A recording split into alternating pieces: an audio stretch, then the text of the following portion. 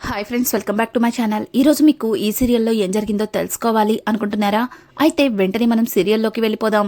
ఇక వల్లి అయితే వాళ్ళ నాన్నని తిరిగి మళ్ళీ రైస్ మిల్కి పంపించడం కోసం, చందుని బురిడి కొట్టించడం కోసం ఇక చందు దగ్గర దొంగెడుపులు ఏడుస్తుంది. ఇంకా ఇడ్లీ బాబాయ్కి వడదెబ్బ కొట్టిందని మా నాన్న ఏ పని చెయ్యలేకపోతున్నాడు. ఒకవేళ అలా ఏ పని చెయ్యలేకపోతే మా అమ్మ నాన్న పస్తులుండవలసి వస్తుంది. అలా అయితే వాళ్ళు ఇక ఎక్కువ రోజులు బ్రతకరు. పైగా మా నాన్నకి హార్ట్ అటాక్ కూడా ఉంది అంటూ వల్లి అయితే చందు దగ్గర దొంగేడుపులు ఏడుస్తుంటుంది. ఒక్కసారిగా చందు అయ్యో అంత పని జరిగిందా అంటూ ఆలోచిస్తూ ఉంటాడు. ఇక ఇంతలో ఒక్కసారిగా ఇక ధీరజ్ అయితే కొన్ని ఇడ్లీ పొట్లాలు పట్టుకొని వల్లి ముందుకొస్తాడు. టొట్టడాయ్ అంటూ వల్లి మొహం మీద ఇడ్లీ పొట్లాల్ని చూపించడంతో ఒక్కసారిగా వల్లి వాటిని చూసి షాక్ అయిపోతుంది. ఏంటొదనాయ్ అంతలా షాక్ అయిపోతున్నావు? నువ్వు మీ నాన్నకి వడదెబ్బ కొట్టిందని పెద్దోడితో చెప్తుంటే విన్నాను. మీ నాన్న అక్కడ గుండ్రాయిలా బాగానే ఉన్నాడుగా. పైగా నేను వెళ్ళేసరికి నా మీద ఎక్కడలేని ప్రేమని కురిపించేశాడు. నేను అడగకుండానే 2 ఇడ్లీలు ఎక్కువేసి మరీ పొట్లాలు కట్టాడు. పైగా ఇడ్లీ బాబాయ్ చేసే చట్నీ ఇడ్లీ అంటే మీకు చాలా ఇష్టమని అమ్మడికి తీసుకెళ్ళమని ఇంకో పొట్లం ఎగస్ట్రా కట్టాడు. నేను ఎంత వద్దన్నా డబ్బులు మాత్రం తీసుకోకుండా ఆగలేదు వదినా అంటూ ఇక ధీరజ్ అయితే వల్లితో చెబుతూ ఉంటే ఒక్కసారిగా వల్లి ఇక భయంతో చందు వైపు చూస్తుంది. పక్కన ఉన్న సుక్కు చిచ్చి ఇట్ట తేడా కొట్టేసిందేంటి అనుకుంటూ ఇక సుకన్య అయితే చిన్నగా అక్కడి నుంచి జారుకుంటుంది. ఇక వల్లి అయితే సుకన్య తన పక్కన ఉందని చెప్పి పక్కకి తిరిగి చూసేసరికి అక్కడ సుకన్య మాయమైపోతుంది. ఇక వల్లి అయితే భయంతో చందు వైపు చూస్తుంటే ఇక చందు మీ నాన్నకి వడదెబ్బ కొట్టిందన్నావు, మరి మీ నాన్న ఏ పని చెయ్యట్లేదు, ఇంట్లోనే ఉంటున్నాడన్నావు, మరి ఇదేంటి అని అడగడంతో ఒక్కసారిగా వల్లి అది అది అని తడబడుతుంటే చూడు, నువ్వు మళ్ళీ నా దగ్గర కొత్త నాటకాలు మొదలు పెట్టద్దు. నీకింతకు ముందే చెప్పాను బుద్ధిగా ఉండమని. మళ్ళీ ఇటువంటి నాటకాలు మొదలు పెట్టావంటే ఈసారి కడుపుతో ఉన్నావని కూడా చూడను. నేను తీసుకునే నిర్ణయం నువ్వు ఊహించలేవు అంటూ ఇక చందు అయితే అక్కడి నుంచి వెళ్ళిపోతాడు. ఇక ధీరజ్ చూడొద్దునా, మీ నాన్నకి రైస్ మిల్ ఎన్నటికీ కూడా అప్పగించం. ఆ రైస్ మిల్లుని మా నాన్న ఎంతో కష్టపడి సంపాదించారు. ఆ రైస్ మిల్లు వల్ల మా నాన్నకి గొప్ప పేరొచ్చింది. అందులో మీ ఫ్యామిలీ చేరి మా నాన్న పరువు తీయాలనుకుంటున్నారేమో. అది ఎన్నటికీ జరగదు. ఎన్నటికీ మీ కుటుంబం ఆ రైస్ మిల్లులో అడుగు పెట్టదు. ఇంకొకసారి పెద్దోడి దగ్గర ఇట్లాంటి మాయమాటలు చెప్పి మోసం చేయాలని చూస్తే మాత్రం నేను అస్సలు క్షమించను. ఇదిగో వదినాయ్, నువ్వు అన్న భార్యవని మాటలతో వదిలేస్తున్నాను. అదే నీ స్థానంలో మరెవరన్నా ఉంటే ఈ చెప్పే విధానం మరొకలాగా ఉంటుంది. ఎంతైనా మీ నాన్న చేసే ఆ ఇడ్లీలో పచ్చడి చాలా బాగుంటుంది. ఇదిగో వదినాయ్ మీ టిఫిన్ అంటూ ఇక ధీరజ్ అయితే వల్లి చేతిలో టిఫిన్ పెట్టి అక్కడి నుంచి వెళ్ళిపోతాడు. ఇక వల్లి అయితే చేతిలో ఉన్న టిఫిన్ పొట్లన్నీ విసురు కొట్టి భాగ్యానికి ఫోన్ చేస్తుంది. భాగ్యం, అమ్మడు ఈరోజు చాలా బిజీగా ఉన్నానే, నేను ఇంటికి లేకసేనా అని అంటుంటే, ఓ అంత బిజీగా ఉన్నారా? ఈరోజు నీకు నాన్నకి అసలు ఖాళీనే లేనట్టుంది. మీ ఇద్దరి మొహంలో చాలా సంతోషం కనిపిస్తుంది అని అంటుంటే, అయ్ బాబోయ్ అమ్మడు అంతా చూసినట్టు ఎట్టా మాట్లాడుతున్నావే అని అంటుంటే, ఎందుకంటే నువ్వు మాట్లాడే మాటల్లోనే నాకు అర్థమవుతుంది. అయినా నిన్ను ఏం చేసినా తప్పులేదు. నువ్వు నాకు ఏం చెప్పావే? రైస్ మిల్లులో క్యాష్ కౌంటర్లో నాన్నని కూర్చోబెట్టమని చెప్పావు కదా. మరి నేను చేసేదాకా కూతంతా ఆగాలి కదా. మరి ఆ తొందరపడదేనికి? ఉదయాన్నే మళ్ళీ టిఫిన్ బండి ఎందుకు పెట్టావు అని అడగడంతో ఇక భాగ్యం, అది కాదమ్ముడు, ఈరోజు టిఫిన్ వేయకపోతే పిండ్లు పాడైపోతాయి కదమ్ముడు, ముందే పిండ్లు రెడీ చేసుకున్నాను అని అంటుంటే, నీ బొంద జీవితాంతం మీరు ఓ ఇడ్లీ బండే పెట్టుకోండి. ఇక మీరు రైస్ మిల్లులో అడుగు పెట్టనే లేరు. మీ వల్ల మా ఆయనతో చీవాట్లు తిన్నాను. ఇక ధీరజ్ రైస్ మిల్లులో మిమ్మల్ని అడుగు పెట్టనివ్వనని ఛాలెంజ్ చేశాడు. చూడండి, మీరేం చేసుకుంటారో నాకు తెలీదు, నా కాపురంలో మాత్రం చిచ్చు పెట్టకండి అంటూ వల్లి కాల్ కట్ చేస్తుంది. ఒక్కసారిగా భాగ్యం ఇక ఆనందరావుతో, యావయ్య, ఆ ధీరజ్కి అమ్మడికి ఇవ్వమని ఓ పొట్లం ఎక్కువ పెట్టావు కదా, వాడక్కడికి వెళ్ళి ఇంట్లో పెద్ద మంట పెట్టాడు అంటూ ఇక భాగ్యమైతే ఆనందరావుతో చెప్తుంది. ఇది ఇలా ఉండగా ఇక ధీరజ్ అయితే ఇంటి నుంచి బయలుదేరుతూ ఉంటాడు. ఒక్కసారిగా ధీరజ్ని చూసిన భద్రావతి ఇక తాను అనుకున్నట్టుగానే తను పెట్టిన మనిషికి ఫోన్ చేసి, రే, ఆ ధీరజ్ గడు వస్తున్నాడు, రెడీగా ఉండు అని చెప్పడంతో ఇక అతను, మేడం, నేను ఆల్రెడీ ఈ 2 బుట్టలతో ఇక్కడ రెడీగానే ఉన్నాను అంటూ ఇక అతను మాట్లాడుతూ ఉంటాడు. ఇంతలో ధీరజ్ అయితే కార్ బయట పెట్టి ఇంకా ఏదో మర్చిపోయాను అన్నట్టుగా అక్కడి నుంచి లోపలికైతే వెళ్తాడు. అదే టైంలో విశ్వక్ ఇంట్లో నుంచి బయటికి వస్తాడు. ఇక కార్ అయితే ఇంటికి అడ్డంగా ఉండడంతో ఇక విశ్వక్ బైక్ ముందుకు వెళ్ళదు. ఇక ఒక్కసారిగా విశ్వక్ పదే పదే హారన్ కొడుతుంటే కారు ముందుకి వెనక్కి జరగకుండా అక్కడే ఉండడం చూసి కోపంతో రగిలిపోతాడు. ఇక కారులో నుంచి కిందకి దిగి బండి మీద నుంచి కిందకి దిగి కారులో చూడటంతో కారులో కిస్ అలాగే ఉంటాయి, కానీ కారులో ఎవ్వరూ ఉండరు. రే ధీరజ్గా కారు కొని చాలా విర్రవిగా కదా, ఈరోజు ఈ కారు చిత్తు చేస్తాను, కాస్కో అంటూ ఇక విశ్వక్ అయితే కారులో ఎక్కి అక్కడి నుంచి కార్ని తీసుకుని వెళ్ళిపోతాడు. ఒక్కసారిగా ధీరజ్ బయటకు వచ్చేసరికి అక్కడ కారు కనిపించకపోవడంతో ఇక ధీరజ్ కాస్త కంగారు పడతాడు. ఇది ఇలా ఉండగా ఇక భద్రావతి పెట్టిన మనిషి అయితే ధీరజ్ కారు రావడం చూసి చేత్తో కార్ని ఆపడానికి ప్రయత్నిస్తాడు. ఇక విశ్వక్ అయితే కార్ ఆపి ఏంటి అని గట్టిగా అడగడంతో, సార్, మీ కార్ని బుక్ చేసుకుంది నేనే, నన్ను ఎక్కించుకోకుండా వెళ్ళిపోతున్నారు అని అంటుంటే ఇక విశ్వక్ తన మనసులో, ఓ, వీడు కిరాయి ఉందనా కారు తీశాడు, ఇప్పుడు వీడినెక్కించుకొని ఇక ఎన్నడూ కూడా వీడికి కిరాయి రాకుండా చేస్తాను అంటూ ఇక విశ్వక్ తన మనసులో అనుకుంటూ, సరే ఎక్కు అంటూ అతన్నైతే ఇక కారు ఎక్కించుకుంటాడు.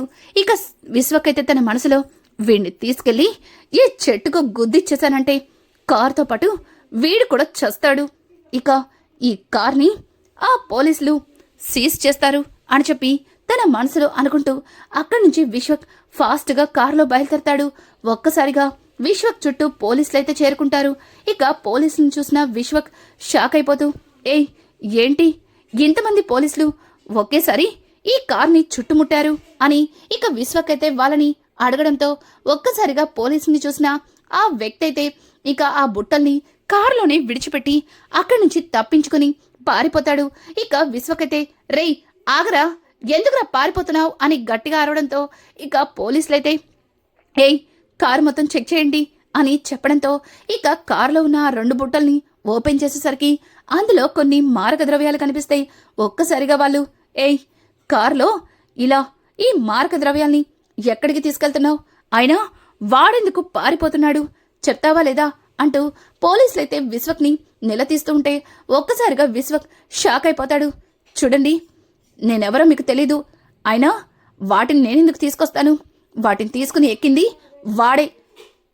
వాడికి నాకు ఎలాంటి సంబంధం లేదు అని అంటుంటే, వాడికి నీకు ఎలాంటి సంబంధం లేనప్పుడు ఇంత విలువైన మారక ద్రవ్యాల్ని నీ కారులో వదిలేసి వాడెందుకలా పారిపోతున్నాడు, దొరికిపోయేసరికి వాడెళ్ళిపోయాడు, కానీ నువ్వు దొరికేసరికి ఇవి వాడివి అంటూ అబద్ధాలు చెప్తున్నావా, ఎవరివో ఇవి స్టేషన్కి తీసుకెళ్లి తెలుస్తాను పద అంటూ ఇక విశ్వక్ని పట్టుకొని అక్కడి నుంచి తీసుకెళ్లబోతూ ఉంటే ఇక విశ్వక్, ఆగండి, మీరు ఏదో పొరపాటు పడుతున్నారు, నిజానికి అసలు ఈ కారే నాది కాదు అని అంటుంటే, ఓ, ఇప్పుడు మరొక కొత్త నాటకాన్ని మొదలు పెట్టావా, ఇందాకేమో వాడికి నీకు సంబంధం లేదన్నావు, అసలు ఆ బుట్టలో ఏమున్నాయో కూడా తెలీదన్నావు, ఇప్పుడేమో ఏకంగా కారే నాది కాదంటున్నావు, దొరికిపోతే ఎవడైనా ఇలాగే మాట్లాడతాడు అంటూ ఇక విశ్వక్ని పోలీసులైతే బలవంతంగా తీసుకెళ్తారు. అలాగే కార్ని అక్కడే సీజ్ చేస్తారు. ఇక ధీరజ్ అయితే కార్ కోసం మొత్తం వెతికిన తర్వాత ఇంకా లోపలికైతే వస్తాడు. ఒక్కసారిగా ధీరజ్ని చూసిన ప్రేమ, రే ధీరజ్, ఏంట్రా నువ్వు వచ్చేసావు? అర్జెంట్ కిరాయింది, వెళ్ళాలి అన్నావు అని అంటుంటే, ఏయ్, కార్ని బయటే పెట్టాను, కానీ మళ్ళీ వెళ్ళి చూసేసరికి అక్కడ కార్ కనిపించలేదు. కార్ కోసం ఇంతవరకు అంతా వెతికాను, కార్ ఎలా మిస్ అయిందో నాకు అర్థం కావట్లేదు అంటూ ధీరజ్ మాట్లాడుతూ ఉంటే, ఇక ఇంతలో ధీరజ్ అడ్రస్తో ఉన్న ఆ కార్ డీటెయిల్స్ వల్ల ఇక ఒక కానిస్టేబుల్ అయితే ఇంటికైతే వస్తాడు. చూడండి, ఇక్కడ ధీరజ్ పేరు మీద కార్ కొన్న ఇల్లు ఏది అని అడగడంతో ఇక లోపల నుంచి భద్రావతి అలాగే సేనాపతి ఇద్దరు కూడా బయటికి వస్తారు. ఏంటి, ఏం జరిగింది అని అడగడంతో, ధీరజ్ అంటే మీ ఫ్యామిలీలో వ్యక్తేనా? చూడండి, అతని కారు సీజ్ చేశాం, అతని కారులో మారక ద్రవ్యాల్ని సప్లై చేస్తున్నాడు, అతన్ని అరెస్ట్ చేశాం. ఈ వివరాలు మీకు చెప్పడానికి ఇన్స్పెక్టర్ గారు నన్ను పంపించారు అంటూ ఇక కానిస్టేబుల్ వెళ్ళిపోవడంతో ఒక్కసారిగా భద్రావతి సేనాపతి అనుకున్నది జరిగిందని తెగ ఆనందపడిపోతాడు. ఇంతలో ఇంటికొస్తున్నారు రామరాజును చూసి, రే రామరాజు, విన్నావా ఇది? నీ చిన్న కొడుకు కారు కొని మారక ద్రవ్యాల్ని సప్లై చేస్తున్నాడంట, ఇప్పుడే వాడి కార్ సీజ్ చేశారంట, వాణ్ణి అరెస్ట్ చేశారంట అని చెప్పడంతో ఒక్కసారిగా రామరాజు, ఏ సేనా, పిచ్చి పిచ్చి వాగుడు వాగేవంటే ఊరుకునేది లేదు, నా కొడుకు ఎన్నటికీ తప్పు చేయడు అని అంటుంటే, ఏంటి, నీ కొడుకు తప్పు చేయడా? నీ కొడుకు తప్పు చేయకపోతే మరి పోలీసులకి ఎందుకు పట్టుబడ్డాడు? కావాలంటే పోలీసులకి ఫోన్ చేసి కనుక్కో, నీకే తెలుస్తుంది అని చెప్పడంతో ఇక రామరాజైతే వాళ్ళ కళ్ళ ముందే ఇంకా పోలీసులకైతే ఫోన్ చేస్తాడు.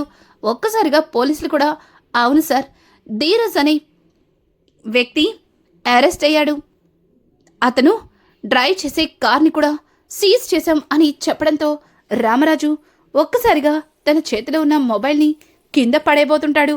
ఇక రామరాజు పడేస్తున్న ఆ మొబైల్నైతే ధీరజ్ వచ్చి పట్టుకుంటాడు. ధీరజ్ని చూసిన భద్రావతి అలాగే సేనాపతి ఇద్దరు కూడా షాక్ అయిపోతారు. నాన్నా, ఏమైంది, అలా ఫోన్ కింద పడేస్తున్నారు అంటూ ఇక ధీరజ్ అడగడంతో ఒక్కసారిగా రామరాజు బైక్ మీద నుంచి కిందకి దిగి ధీరజ్ని ఏగాదిగా చూస్తాడు. ఇక ధీరజ్ అయితే, ఏమైంది నాన్నా, ఎందుకలా చూస్తున్నారు, ఏం జరిగింది అని అడగడంతో, రే చిన్నోడా, నువ్వేంటిక్కడ, మరి పోలీస్ స్టేషన్లో ఎవరున్నారు అని అడగడంతో ఒక్కసారిగా ఇక ధీరజ్ అలాగే బయట జరుగుతున్న గొడవకి ఇంట్లో అందరూ బయటకు రావడంతో వాళ్ళందరూ కూడా రామరాజు మాటలకి షాక్ అయిపోతారు. ఇక వేదవతి అయితే, ఎవండి, ఏమైందండి, ఎందుకలా ఉన్నారు, అసలు ఏం జరిగింది, పోలీసులు స్టేషన్ అంటున్నారు, నాకెందుకు భయంగా ఉంది, ఏం జరిగిందండి అని అంటుంటే ఇక రామరాజైతే, అది కాదు భుజమ్మా, ధీరజ్ని పోలీసులు అరెస్ట్ చేశారని, పైగా వాడి కార్ని సీజ్ చేశారని ఇదిగో వీళ్ళు చెప్తుంటే నాకు ఒక్క క్షణం చాలా భయమేసింది.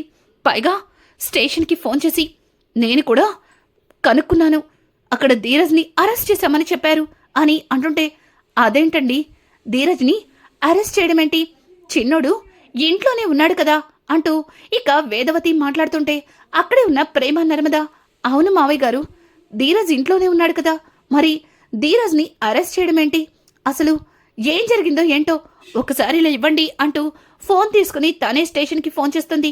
ఇక స్టేషన్లో ఇన్స్పెక్టర్తో నర్మద అయితే మాట్లాడుతూ ఉంటుంది.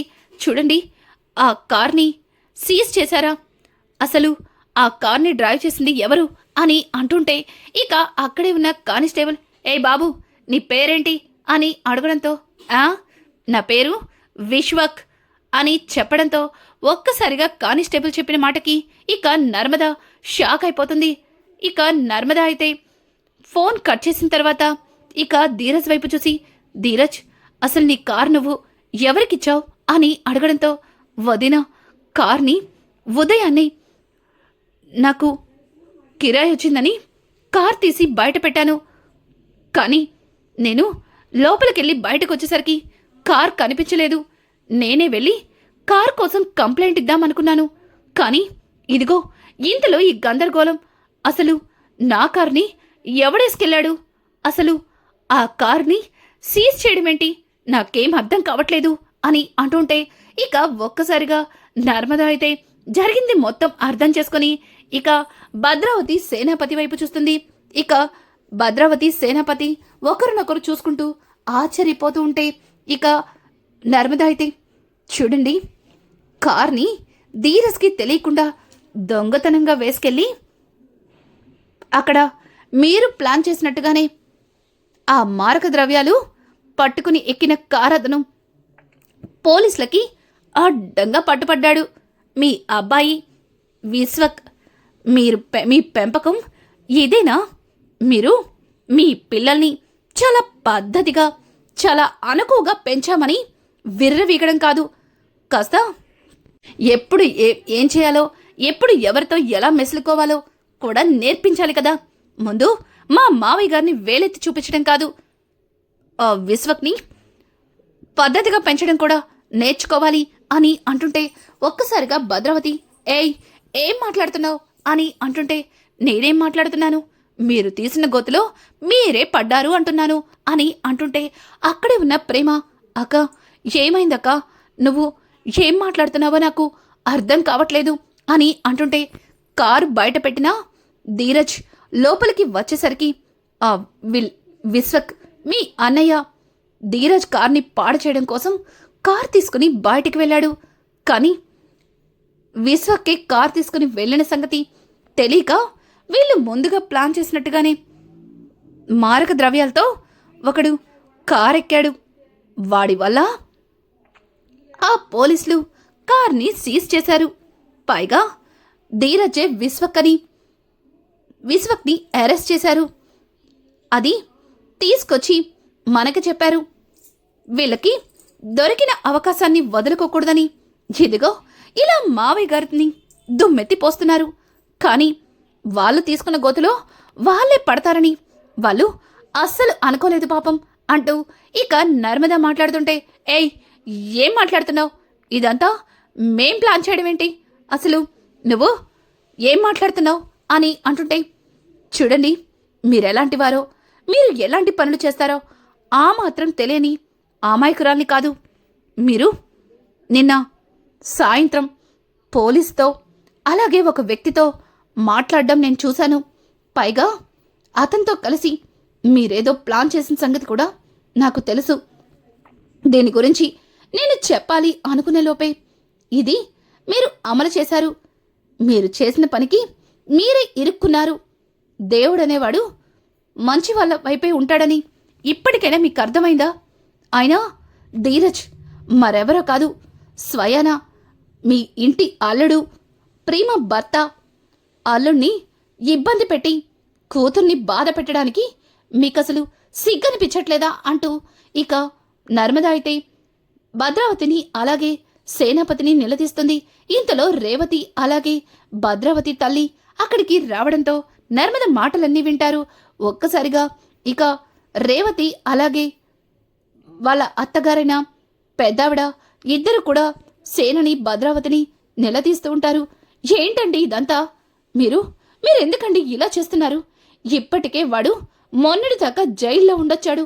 ఇప్పుడు మారక ద్రవ్యాల కేసంటే మాటలు కాదు. వాడినిప్పుడు బయటికి కూడా తీసుకురావడానికి వీల్లేదు. మొన్నే బెయిల్ మీద తీసుకొచ్చారు. బెయిల్ మీద వచ్చిన వాడు మరో తప్పు చేస్తే వాడికి జీవితంలో బెయిల్ వస్తుందా?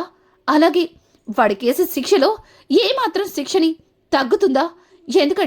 ఎందుకండి ఇలా చేశారు అంటూ రేవతి అయితే ఇక సేనాపతిని నిలదీస్తూ ఉంటే సేనాపతి ఏం మాట్లాడకుండా మౌనంగా ఉండిపోతాడు. ఇక భద్రావతి అయితే సేనా, మనం అర్జెంటుగా స్టేషన్కి వెళ్ళాలి అంటూ ఇక భద్రావతి అలాగే సేనాపతి ఇద్దరు కూడా స్టేషన్కి బయలుదేరతారు.